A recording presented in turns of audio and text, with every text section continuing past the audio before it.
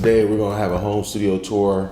I moved to a new location. I got new equipment, sold some stuff, got some new stuff. We'll go over that. I'm not doing a video today about routing. I'm just going over the pieces that I use for production and the pieces that I use for mixing. Maybe it inspire you to add some things to your studio to see what I'm working with, see what works for me, and maybe some of those things could work for you.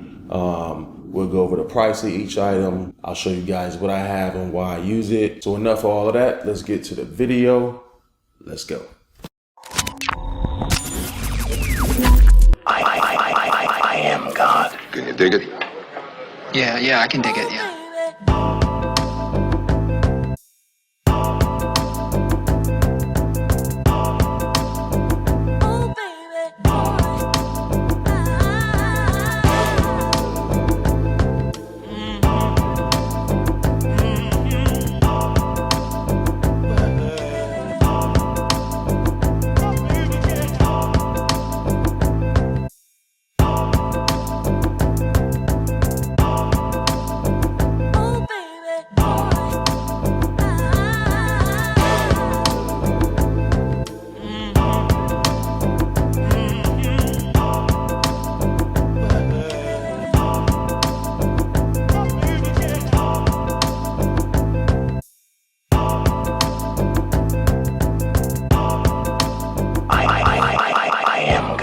Can you dig it?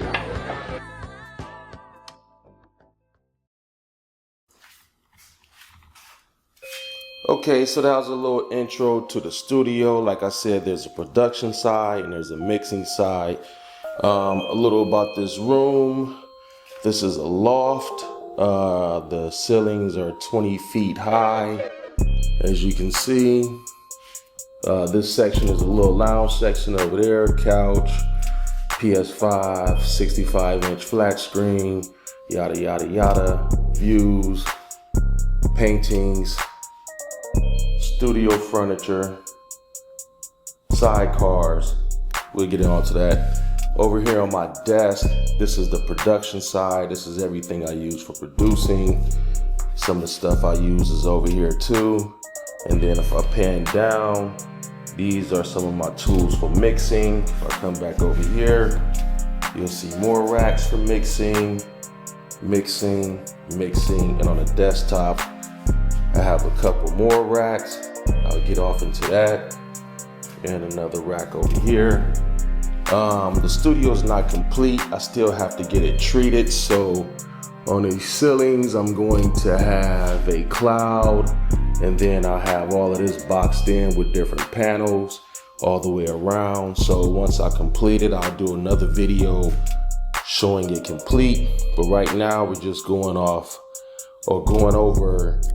the tools I use for producing and the tools I use for mixing, and we'll start with the production first. And the first thing we'll start with is this desk that I use. This is the Commander V2 desk from StudioDesk.net.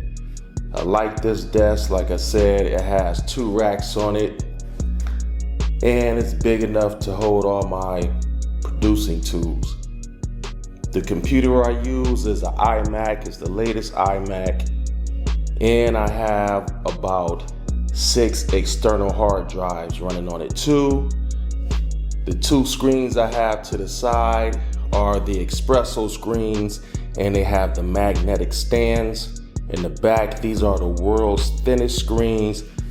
Not only are they thin, they're touch screens, so I can have a Mac and still use touchscreen. I can draw on them with the pencil if I want it, and they rotate just like a phone. So right now I have them in the vertical. Right now I have them in the vertical stance, but I can always turn them to the side and use them that way too. On my iMac, I have over $20,000 worth of plugins. I have every plugin you can think of, every DAW, everything. So on the side of each screen, I have my Dyn Audio BM5 MK3 monitors. These monitors are great. I keep everything flat. I have other monitors too, but I mainly use these monitors. The DAW that I mainly produce with is Ableton, so my main controller on my desk, that's mainly what I use to control Ableton. In each track on Ableton, I have a soft tube console 1 setup. It controls my input. I can do the gain staging with it, EQ, compressor. I just have it on every track. And I use the British Class A. That's a replica of the Neve. Most of my hardware when it comes to mixing is Neve, so I know the Neve sound very well, so it just works for me. Also on my desktop is the MPC-1. I use this strictly for my drums. I love to run my drums to this. I love the rhythm of the MPC.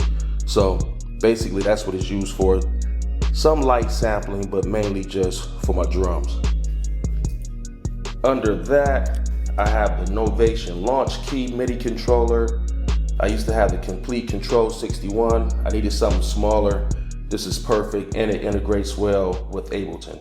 Now getting on to my synths, I have 3 hardware synths on my desktop, and this is the Korg Wave State. And as you see, it's right next to my launch key on the keyboard stand. This is my Korg Wave State. I love this. I use this when I'm trying to add textures to any sound. And next to the Wave State, I have the Waldorf Blowfield. This synth doesn't cost that much. The great thing about it is the pads. They have really creamy pads in it. Love the sound of it. So this is my Access Virus synth. This is the desktop version. It's in its own league as far as sound goes. It can be ambient, it can be dark, you can use it for dream pop, you can use it for techno, you can use it for EDM, hip hop, everything. This is an all-in-one synth. Everything sounds great on here. You got some sounds that sparkle. I mean, this is a synth right here you just can't miss. If you don't have the Virus, get it. And it also comes with a plug-in. The plug-in that Access makes, you can't use it past Catalina. But if you go to Mystery Islands Music, they have a plug-in for this, so you don't have to mess with the hardware. You can just use the plug-in within your DAW, and the plug-in controls the synth. And those 3 synths come over to this Focusrite Claret 8 pre. I love the sound of this. This has 8 pre's, it has the ISA transformers, it has the air effect. If I come down here, I can add the air effect to each channel. And what that does is it adds a little bump to the air and it adds more clarity to the sound. So I have my 3 synths running in here. Here I can see the levels of each synth, and then I run the Claret back into the Apollo. And that's the Apollo 8X. And behind the screen I have 2 UAD satellites. I have a Thunderbolt 3 Octo and I have a Thunderbolt 3 USB. And those help run my UAD plugins. There's more on the desktop, but we'll get back to that. Let's go to the other hardware synths that I have. And on this side, I have the Prophet Rev 2. And I run this Prophet Rev 2 into a Radio D2 Pro box. It's behind there, you can't see it, it's behind the synths, but I love that DI box. It has a real clean, transparent sound, makes everything sounds good, it cleans up the sound. So the Rev 2 goes into the D1 box, and then down here at the bottom, you'll see a Warm Audio 273. So the Rev 2 goes into the DI box, and then the DI box comes into this Warm Audio 273 preamp. This thing sounds great, great bottom end, makes the high sound smooth. It's based off the Neve 1073, the original. It also has the Carnhill transformer, so anything that comes through this sounds great. If we come back up here, you'll see the Hydra synth, and this is the Hydra synth Deluxe Edition. This is great, it's multi-timbral. You can split the keys, it has way more presets and sounds a lot better than the regular Hydra synth. And this also goes into a Pro D2 box and then comes into another 273 at the bottom. If you're a fan of Neve, then you'll be a fan of this. This is a great stereo preamp. And then the last synth that I use is not really a synth, it's a Rompler, but it's a famous Rompler. It's the Roland Integra 7. I love this because I've had the Yamaha Modi X, the Yamaha Montage. I sent both of those back. I think this is better. It has more sounds, over 6,000 sounds. And I have this connected to my iPad that you see up here. It looks like it's just floating in the air, but it's actually on a stand that I got at Amazon. So it just floats up here, and what this iPad does, it controls the Integra 7, so I don't have to keep bending down here to change the sound or anything like that. I can change all the sounds from the Integra 7 up here. So that controls my Integra 7. And those are the tools that I use for producing. So now let's get to the tools that I use for mixing, and one of my centerpieces is this SSL6. All of my hard chains will eventually feed into this, and then this has a 2-bus hard chain attached to it, and then sound goes out of here and then goes into my Burrow B2, which goes back into the Apollo. But let's start here at the SSL6. Well, actually, before we start with the SSL6, let me explain.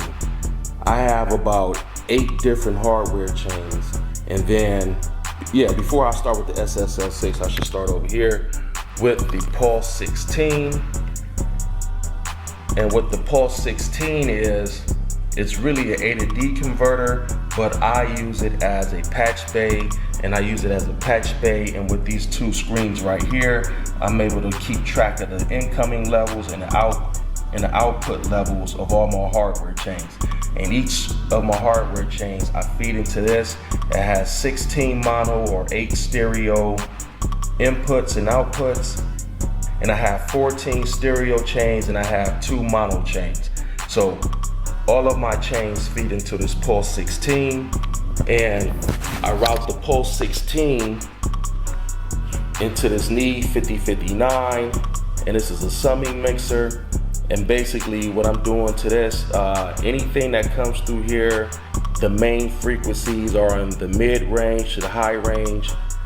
I hit them with this red silk, and what that does, it adds a bump in the high harmonics. And then down below I have, if you can see it, the blue silk, and that gives a bump in the lower frequencies and harmonics. So yeah, I spent about 4,000 just to give my sounds that extra bump. So with everything feeds in through here, it comes out. There's 2 stereo outs. One is for the red silk, the other is for the blue silk, and those 2 stereo outs come over here. On the SSL6, I use channels 3 and 4, 5 and 6, and those signals come through here. And before they leave the SSL to become 1 stereo out, it's going to pass through my 2-bus hardware chain.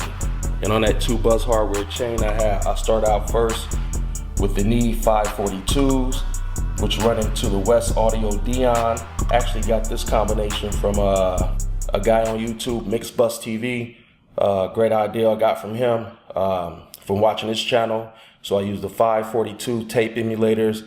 They run into the West Audio Dion compressor.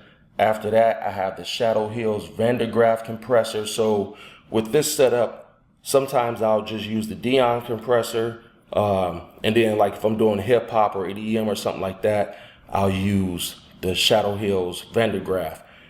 Then when that sound leaves there, it comes over to this EQ, and this is the Drummer 1974 parametric EQ, and then that sound goes back into the SSL6. And like I said, after that, it comes over to this Burrow B2 bomber, and this thing sounds excellent. Like, if you want that professional sound, you get this. You don't get this, good luck. So now let's get into the different hardware chains that I have, and we'll start with the drum bus. So to start over here we have the Cranborn 500 ADAT, and I use this to have 8 more outputs on the Apollo without having to buy another Apollo 8X. And on here, so first, this is my LA2A chain. I'll show you that in a minute. This slot right here is for my bass bus. Both of these are mono. This right here will be my drum bus chain. This is a stereo chain and it starts off with the envelope 500. Next to that is another stereo chain and it starts off with the character 500. Next to that is another stereo chain and this is for my Tegeler Audio Cream RC, and we'll get off into that. Let's first start with the drum bus, and that's the envelope 500, and this is basically a transient shaper. So my drums hit here first. I can fatten them up, I can make them more thin, more crisp just by using this envelope 500. After that, the signal comes over here to my Neve 1073 DPX. If you know about using the 1073 on drums, then there's nothing else that needs to be said. You already know about that. And after that, that signal leaves there and goes into this UBK Fatso. So this Fatso is like a compressor and a tape saturator. I don't care what you run through this, everything will sound good. You cannot mess your sound up with this UBK Fatso. And then when the signal leaves there, it goes into the Neve 5059. And that's my drum bus. Under the drum bus, you'll see my API 5500, my Neve MVP, and my Mag EQ4M. And this is my mastering section. The API 5500, the Neve MVP, and the Mag EQ. That's my mastering section. The next chain, we can start from this character 500. Over here on the Cranborn, so we have the character 500 that starts this. It's a distortion saturation module, and then that signal first hits a pair of Clark Technic KT2A compressors. I have the LA2A also, and the difference between these compressors and the LA2A, this is the emulation of the LA2A, but it has different sound. But it has a different sound. The LA2A, I would say it's more like a rich chocolate sound. And these, I would say, is more like a buttery, Krispy Kreme glazed donut. So that's a pair of those, and then that sound leaves there and then goes into a pair of KT EQP EQs. And these are made just like Pultec EQs. These EQs specialize in the mid-range frequencies. They sound great. So pairing both of these together, it gives the mid-range frequencies a nice buttery sound. And then when that sound leaves there, it goes over here to the SPL Big, and this is a stereo widener. And the great thing about this is that you can widen your signal and you don't have to worry about phase issues. Also, since this chain mainly focuses on the mid-range, if you look here, there's a little bass switch, and I hit that and it adds a little bump to the bass and it sounds good. Okay, if we go back to the Cranborn, you'll see the Tegeler chain, and that line comes out of here and goes into my Tegeler Cream RC. And the RC version means that I don't have to come back here and touch the knobs. It has a plug-in inside the computer and I can control my hardware unit with the plug-in. So that's great. Also, if we go back up here to the spot that has no name, this is my bass chain. And this is a mono chain, and the signal comes from there, comes down here, and goes into my distressor. This compressor is great. If you know about the distressor, I don't really need to brag about it. It's more than just one compressor. It's like 4 different compressors all in one. It can do everything. And then that signal leaves there and comes down here to the Warm Audio EQP. This is another Pultec clone, but I don't even use the EQ. I use this basically as a saturator. I just turn it on. I turn everything off. I don't boost anything. It's just a saturator. So that's my bass chain. We come back to the top. We have the LA2A chain. This is another mono chain, and that chain comes over here, And the first thing that this chain hits is this MC77, and I usually use this chain right here for tracking vocals. So if you know about the trick with the LA2A and 1176, this is pretty much the same thing. This is the MC77, and some people say this is just as good as the 1176. So this is the Purple Audio MC77. This is a great compressor because I catch my transients first with this. Then I use the LA2A and I can smooth the sound out. And like I told you earlier, with the LA2A sounds like rich chocolate. Then the signal leaves there and it comes down here to a real Pultec EQ. Wow. And like I said, this chain I use mainly for tracking vocals. I also use it when I'm making samples. So if I'm like a kick drum or any mono sound, I'll just run it through here when I'm tracking. So that's the MC77, the LA2A, and the Pultec EQ. If I pan up, you have another chain right here. And this chain is the Neve 8803 EQ. And it's paired with the API 2500 Plus. And if you know anything about these EQs or this compressor, then you already know this is greatness. The sound is amazing. And this is a parametric EQ. And this API 2500 EQ can pretty much do anything. It makes anything sound great. And it has a distinctive sound from the other compressors I'm about to show you. So let's come back to this side. Coming back to this side, we have another Neve chain. This is the Neve 551s and the Neve 535s.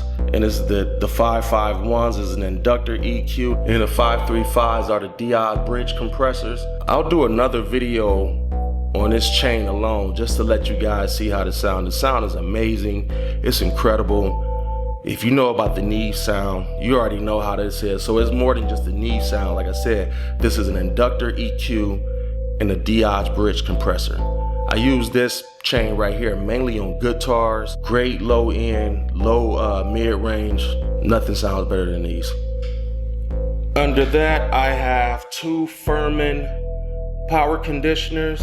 So coming back to this side, we're gonna go to this chain, and this right here is more greatness. This is the Gain Lab Audio Empress Tube EQ. You'll be hard pressed to find another EQ that sounds better than this. The tubes sound great, and I've paired that with two retro stay level compressors. I don't know which one I love better, this one or my Neve 551s and 553s.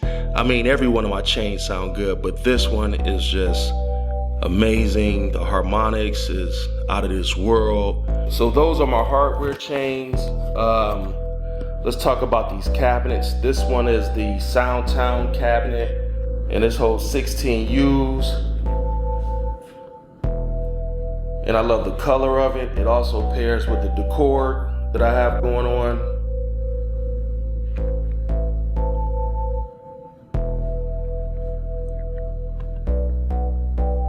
And next to that, I have two Rob sidecars. Two Rob audio sidecars. I got these from Sweetwater. Each one holds 12 U's. And they have the little space at the bottom if needed. I like the little slant tilt that they're on. I can see everything. Everything's within arm reach. And if we go to this side, there's another Soundtown double cabinet, and it holds everything in there. Up top, I have a little mouse pad so I can control my DAW when I'm sitting over here as opposed to sitting over there. When I'm over there, there's a keyboard, another mouse pad. Up in here, I have a line mixer just for any. I used to use this for my synths. I really don't like the sound of it, so it's not even on. I'll probably replace it with something else. But that's it for right now. Yeah, so that's the studio. I'm still not done with it. We still have to get it treated, and that'll be happening in a couple of weeks. I'm on a waiting list. Stay tuned for another video where I'll show you how I have everything routed within Ableton. All right, peace.